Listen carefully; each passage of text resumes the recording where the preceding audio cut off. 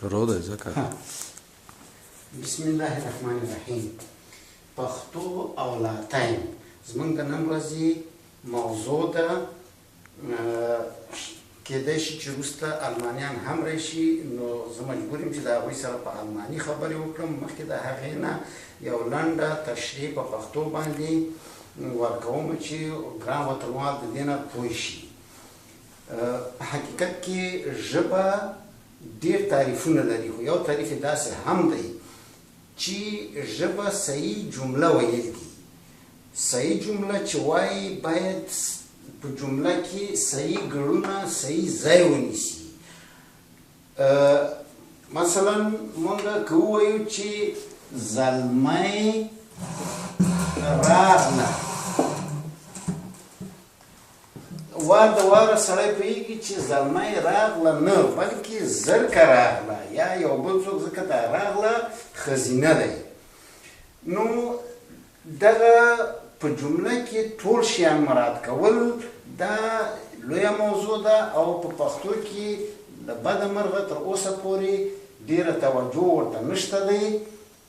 په راتلونکي کې به دغه ټول مسایل وطنوالو ته د میډیا له لارې، د وطن ته د تلو له لارې او په ټولو شتو امکاناتو کې به د دوی دپاره څرګنده شي.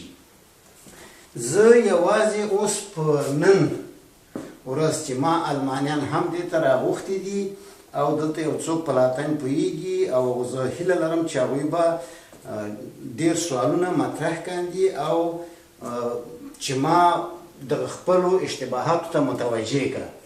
نو د کومه ځایه دا ماته معلومه شوه چې پښتو او لاتین سره څومره ژور اړیکې لري. په پښتو کې له بده مرغه تر اوسه پورې دا نه ده څرګنده شوې یا چا نه دي دغه کړي چې نوم څنګه کګون کوي یا فعل څنګه سمون کوي. د فعل تصریف او د نوم تصریف تر اوسه پورې په پښتو کې له بده مرغه ډېر کم شوی دی. زه د خپل ځان د یادولو کومه لافه نه کوم، دا به په عمل کې سره وګورو. زما دپاره چې د کوم ځای نه ما دا موضوع راواخیسته او ما د لاتین ګرامر هم برابر کړ. 2500 کاله اروپایانو، امریکایانو او ټولو په ډېرو سختو شرایطو کې لاتین زده کړ. ما له نیکه مرغه د پښتو حکومت باندې ټول لاتین په دې پاڼه کې راوایسته، او دا په څو دقیقو کې او په څو ساعتو کې دوی زده کولی شي، او لاتین بیخي د دوی دپاره اسان شو. دا هم د پښتو حکومت. څنګه د پښتو حکومت؟ ما یوازې وکړه چې په لاتین کې د کیسونو ځای بدل کړم. په پښتو کې مثال راوړو. مثلا په پښتو کې نومولی حالت راځي وری، نارینه.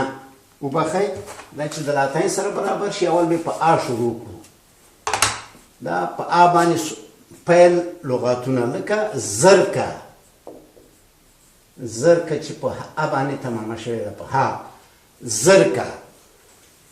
د زرکې ګینیټیف کیس یا ارتباطي کیس یا په عربي کې مضاف هم ورته وایي او جری حالت هم ورته وایي.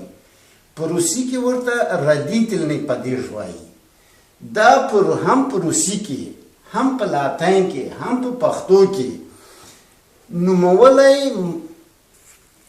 چې په آ باندې تمام شوی وي، د هغې ګینیټیف یا ردیتلنی پدیژ یا ارتباطي حالت په ای باندې راځي. زرکه، زرکې په داسې ای باندې راځي چې لاندې باندې ټکي لري.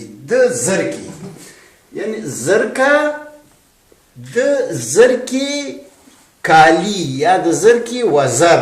زرکه خو هم د انسان دپاره راځي، هم زرکه. بیا جمع نومولی حالت هم په ای باندې تمامیږي. زرکې،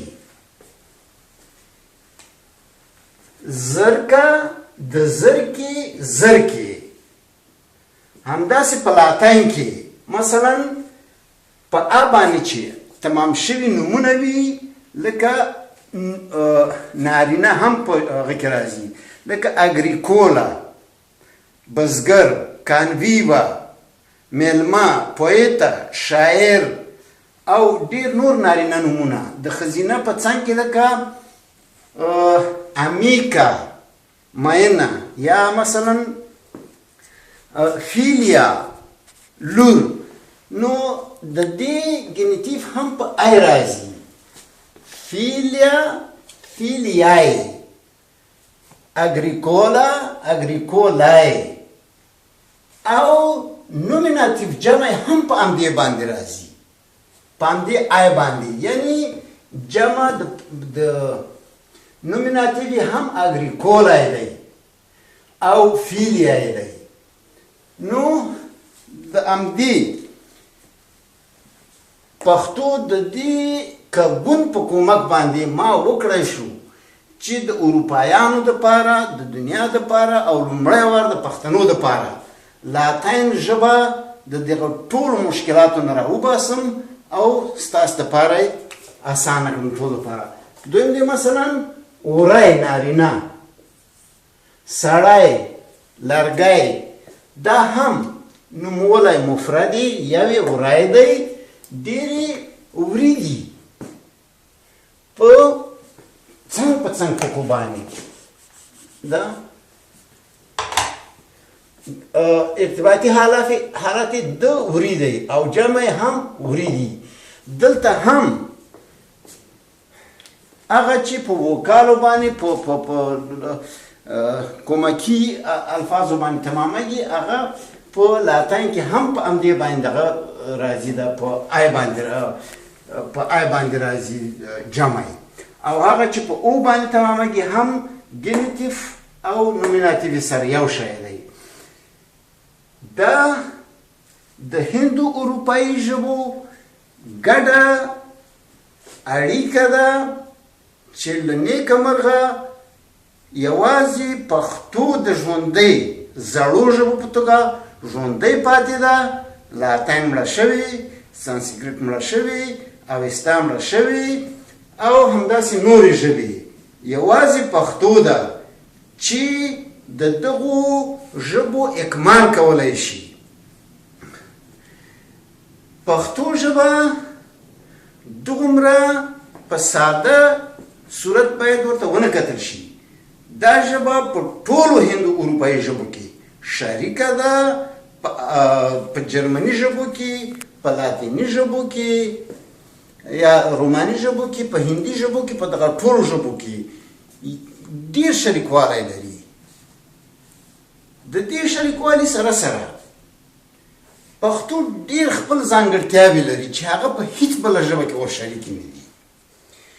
نو زه دغه هیله لرم چې زه به خپلو وطنوالو ته د لاتین تر څنګ دغه د پښتو او نورې د نورو ژبو اسانتیاوې وړاندې کړم او د لاتین تر څنګ ما د وطنوالو لپاره